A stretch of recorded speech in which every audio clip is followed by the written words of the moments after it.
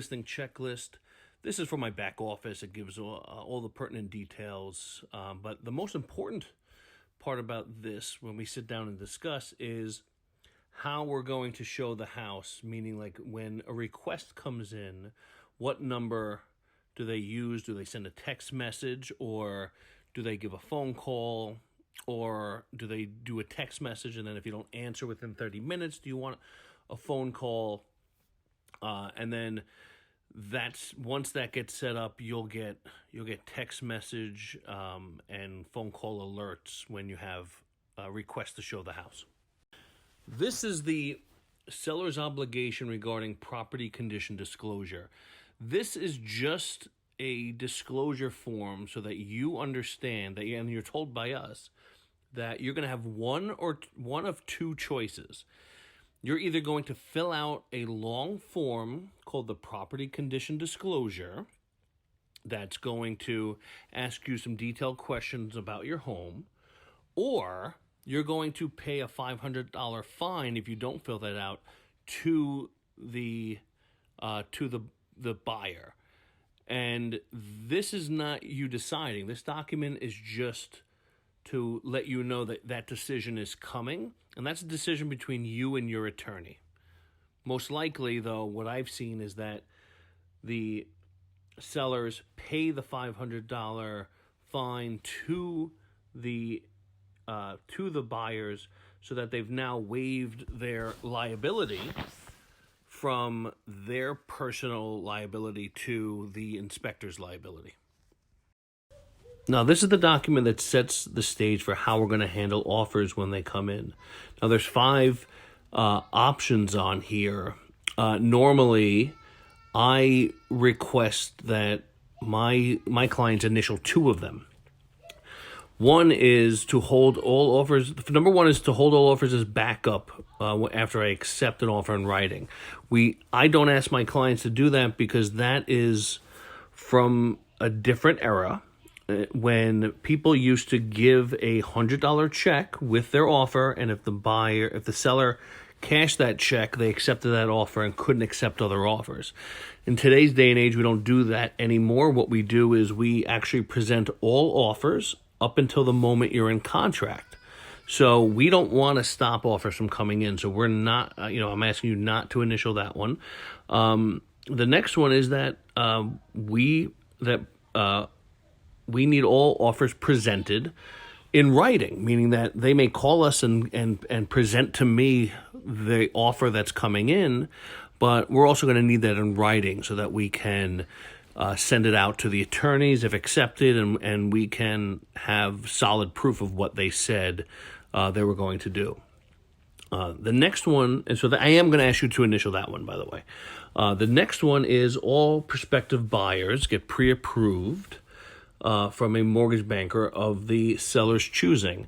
Now, that's in there for people that are afraid that whoever's buying the house may have a pre-approval that's not really a solid pre-approval. But I don't ask people to do that because I don't want to deter potential buyers from making offers.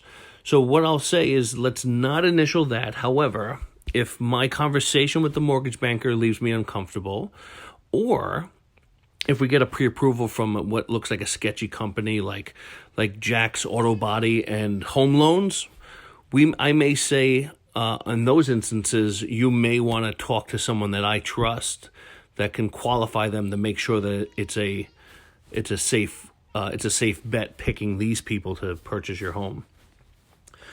So I'm not going to ask you to initial that for that reason. Then we have all offers must be presented through the listing agent. Now, what that means is that you don't want somebody, whether it be a real estate agent or just some guy knocking on your door and trying to convince you to sell your house without properly discussing the pros and cons of the offer with a professional. So we want them to come to us first so that I can present the offer to you, and I have to present all offers to you, even if it's $1. And then we discuss the pros and cons to that. So that's really important because you're going to be paying your real estate agent no matter what, so you might as well utilize their expertise. So I am going to ask you to initial that. Then this is for short sales. Now with short sales, that there's specific rules. So if this is a short sale, initialing this is a must. But in most instances, it's not a short sale, so you don't have to worry about that one at all. And then your signature down below, and that's that. This document is just acknowledgement of any discussions that came up over CO issues. This is like if there's a converted garage, I may just discuss the pros and cons of getting the CO, and depending on when in the market we are, because sometimes banks don't care, sometimes towns are more lenient than in other periods of time. So this is just an acknowledgement of anything we've discussed pertaining to COs, if there's any issues, and it stays between your realtor and yourself. So don't feel like this is something that gets sent to the town or anything like that. I think it's more for proof that if a realtor told a client that they may need a CO for their basement, that they have proof that they made that clear. This is agency disclosure form. When it comes to listing a house,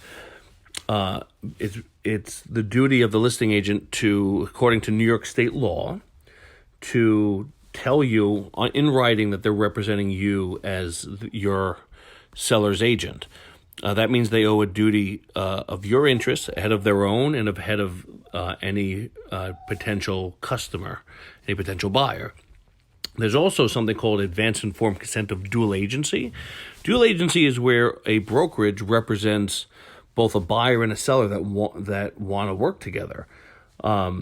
We need your consent to do that because there could be a conflict of interest if as the brokerage wants the best for the buyer and the best for the seller, there could be, there's that implied conflict of interest. However, what we do is we ask for advance informed consent of dual agency with designated agents. What that means is that we designate agents inside the office to advocate for each side. So we'll have an agent advocating for the buyer and another agent advocating for the seller, so that you're still getting representation. It's just done under the umbrella of RE/MAX Integrity Leaders.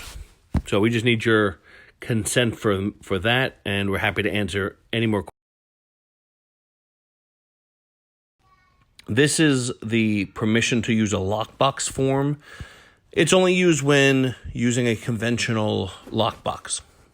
This is your federal lead disclosure form. It's for every seller to tell the buyer whether or not they have any knowledge of any lead paint in the house, or if you have any documents stating that there's lead paint in the house. This is the MLS data form. A lot of detail about the house for both public listings and for realtor conversations. There's different sections here so that realtors can speak to each other to help guide their clients, and the public information that goes out on MLS and then through to all the other third-party sites. And this is the contract. Here are some key points to the contract that you're going to want to know and understand, and we'll have to initial.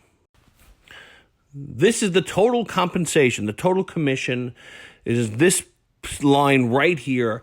That means that whatever that number is the total amount you're going to be compensating RE/MAX Integrity Leaders. So any number below it is a fraction of that and does not add on to that. That's the most important thing for you to know. These numbers are the amount you're going to be compensating different types of agents that could be bringing buyers. This is the period of time post-contract that a buyer who has seen the house with a real estate agent is still bound to that real estate agent, and all the commissions due. And this is the end date of the contract. This is the section that discusses whether or not you'll allow a for sale sign, a lockbox, and a key left at the office. And this is where you sign.